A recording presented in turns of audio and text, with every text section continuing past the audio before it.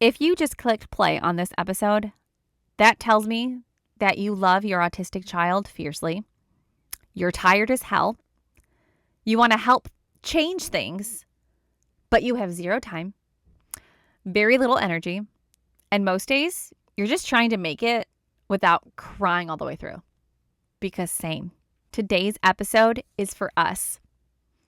To the parents who want to fight against broken systems and outdated thinking, but don't know where to start. Because when you're parenting a child with a disability, your free time is a joke. And yet, while we're just trying to survive, our kids' rights are disappearing behind the scenes. So today, I'm giving you 10 things that you can do, real things to make change. You don't need money. You don't need a lot of time. You just need to care. And if you're listening, I already know you do. Let's get into it. Welcome to the Be Mighty Mom podcast. I'm your host, Ash, autism and rare disease parent, boundary setter, and your voice of fierce, honest truth. This isn't just support. It's a movement where we ditch the fluff, get honest about autism and rare disease, and what it really takes to advocate for our kids, especially with family. Advocacy starts at home. And when you're surrounded by people who are aggravating you and don't want to change, you feel like you can't make any change. You feel like you can't get through to people. You already feel like a failure. Does that sound like you? Because that's where I was. And that is why I started this podcast. That was one of the things that I did because I wanted to help other moms, other parents, other caregivers, other people with autistic people in their lives, not just children, but people, feel less alone. Because autistic voices should not be the ones fighting all of this on their own. They need allyship. So this episode is for, yes, the moms that want to advocate, but also any person out there that wants to be a part of that allyship. I hope this list of 10 things helps you get started and see that even the smallest amount of effort can make a big change. The first thing you can do is email your legislators about disability rights. This one takes about 5 minutes, and it can literally shape policy. Many lawmakers don't understand how their decisions affects our kids unless we tell them. So here's what you do, okay? I can have all this written out. I'm going to have it in the show notes. I'm going to have it on the blog. What you can do is go to www.house.gov or www.senate.gov. Type in your zip code and find your representatives. Send them an email. I will also have in the show notes and in a blog a draft of an email that you can easily copy and paste and just fill in the brackets of the representative's name, your zip code, and different things. One of the things you can do is call out the weekend idea, which is Individuals with Disabilities Education Act, and how that has been significantly impacted by a lot of these bills that are being pushed right now. Protect and expand Medicaid funding, or fight against those who have voted against it. Support inclusive education practices over restrictive placements. There's so much that is going on right now. So much is changing, and it can feel overwhelming. This is something that, again, can take 5 minutes of your day. I have an easy template that you could copy and paste straight into an email, update a few things, and hit send. Not only does this empower you as a parent to make it to actually make you feel like you are making a change for your child, but a lot of these representatives don't even read these big bills all the way, so they don't even know what's happening. They don't even understand that a lot of parents rely on Medicaid to get care for their autistic children. If we don't tell them, they don't know. The more people that tell them, the better chances we are that we can protect it. Right now, for example, we're watching the funding for IDEA get stalled in Congress again. That act is what guarantees our kids' right to an IEP and a free, appropriate public education. Yeah, you heard that one right.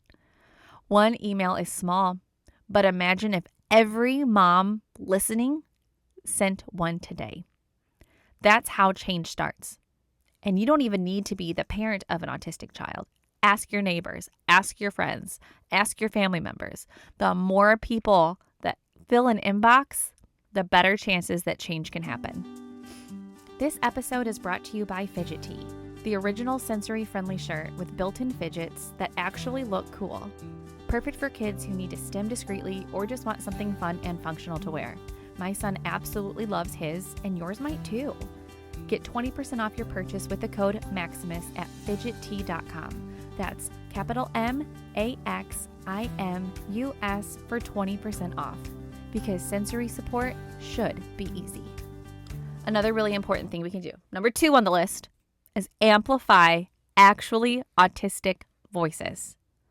There are too many conversations about autism happening without autistic people. And a lot of autism moms are doing their best by advocating for their children. But one of the best things I did for myself was listening to autistic adults and their experiences with therapy, their experiences as a child, their experiences right now, because they are the ones that help us shape our children and their future. So listening to the autistic voices and amplifying them, helping give them a bigger platform, giving them recognition is so important. When you share their content, you help correct the narrative. You have intelligent people. Wow, shocker. You have people who have hyperfixations that literally are educating so many people out there right now on their lived experience and also just their hobbies. So when it comes to helping be an advocate for your child who is autistic, it is important to be an ally to actual autistic people everywhere. Number 3, you can volunteer from home. If you're like me and you have very little time, but you want to do something, you don't want to start a whole platform like this, you don't want to start a podcast, but you want to help, you can go to different organizations' websites and see how you can get involved. There's always a Get Involved tab. So look at reputable autistic nonprofits. ASAN is one of my favorites, the Autistic Self-Advocacy Network. They're always looking for help. So you can go and look at maybe social media monitoring. They do a lot of resource editing, translating materials, emailing lawmakers. What you can do is impactful there if you don't want to do something huge and put so much effort into something. Other great options are the ARC of the United States. You can visit the arc.org. And TASH, which is an organization promoting equality for disabled people. There's also Parent to Parent USA, which connects parents of kids with disabilities. You can become a trained support parent virtually. So that could also provide a lot of support to other people. But you don't have to just start a podcast or start a social media channel. You can go to other organizations that are already out there that need volunteers to help. You can make change that way too. Number 4, and this costs you absolutely nothing, just like everything else on this list, and it might be the easiest thing you do all week. Educate one person a week, just one person. You don't need to give a TED Talk. Just share one piece of truth with someone who doesn't live our reality. You could text your sister a podcast episode on neurodiversity affirming parenting and why maybe therapy doesn't work for your child, and why you are leaning more towards neuroaffirming. You could email your kid's teacher a free ebook from ASAN and let them know, hey, I came across this. I know you might have some difficulties, or, just trying to give you another resource to help guide you. There's micro actions that lead to macro change. And while you can't change everybody's mind, the fact that you're trying says a lot about you and your character.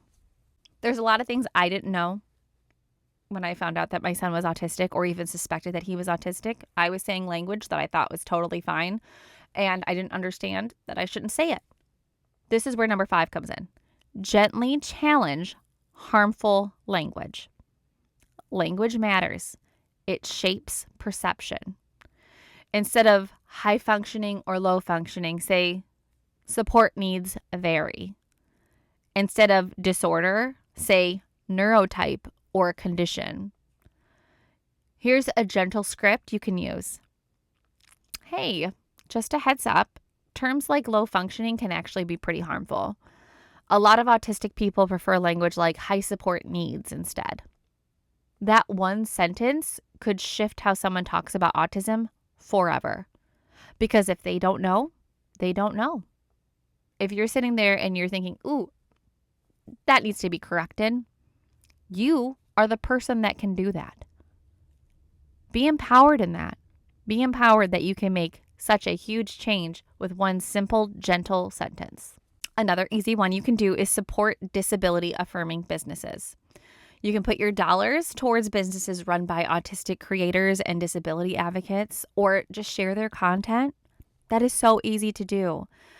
Buy their work, review it, share it. You're not just supporting them, you're pushing back on ableism in the marketplace. Now, I do plan on homeschooling my son. He's 3.5, and we've already started doing a little bit of homeschooling at home. But this one is very important because the things that are happening is exactly why I'm choosing to homeschool. So 7, push for better training in schools. Start by emailing your child's principal or IEP team and ask them, what kind of professional development or training do your staff receive around autism and neurodiversity? You can also ask about seclusion or restraint policies, which is still legal in over 30 states. The use of ABA therapy and whether it's required or optional. Whether teachers are trained in trauma-informed care. Inquire if your district uses positive behavioral interventions and supports, which is PBIS, instead of punishment-based systems. Because the truth is even as an autism parent, I can go online and get certifications. I don't have to have education background. I don't have to be an active teacher. I can go online and get certifications. It is that simple. And if they don't offer those things or have trainings in the schools, you can also suggest it. Say, hey, this might be beneficial. Moving on to 8, which I never thought was important. Okay, let me start by saying that. I never thought it was important to have a group of moms who get me, who had autistic children, until I found them. I mean, honestly, they just fell into my lap, and I am so thankful for them. 8, create or join a local advocacy group. Literally, do not overthink this. Don't think that you don't need one, because when you have it, it changes you. It changes your life. Grab 2 moms from an IEP meeting. Start a text thread. Meet once a month. That's your group. Together, you can do so much. You can attend school board meetings, speak during public comment, start a petition, push for sensory-friendly events in your community. Grassroots starts with real moms who are fed up, just like you, just like me. We can do things, and there are plenty of us to get things started. This one is super easy, and you can do from the comfort of your own home. 9, sign and share petitions. Organizations like Little Lobbyist and Family Voices often launch disability-related campaigns. Right now, you can actually visit change.org and search autism or disability education or Medicaid kids. See what pops up. One share equals dozens of more signatures. It's exponential and so easy. And this next one, it's really important. And it honestly might be the hardest thing on this list. 10, take care of yourself. This is not fluff. This is a strategy. Burned out moms don't change systems. But regulated, rested, community-supported moms, they burn down ableism. Rest is not selfish. It's fuel for the next fight. So take your break. Say no to an event.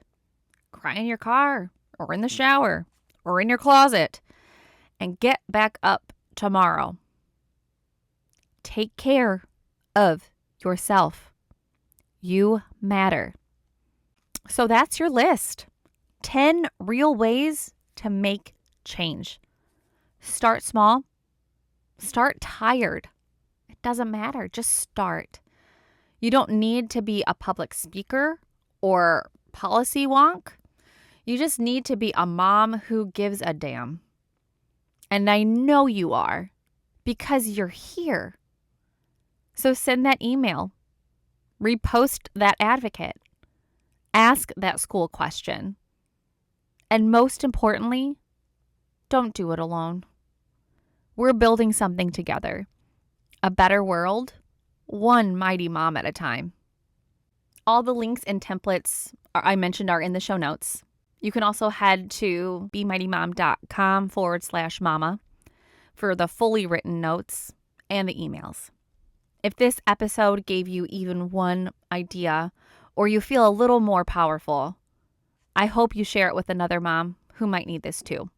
Until next time, protect your peace, speak your truth, and keep being mighty. Bye.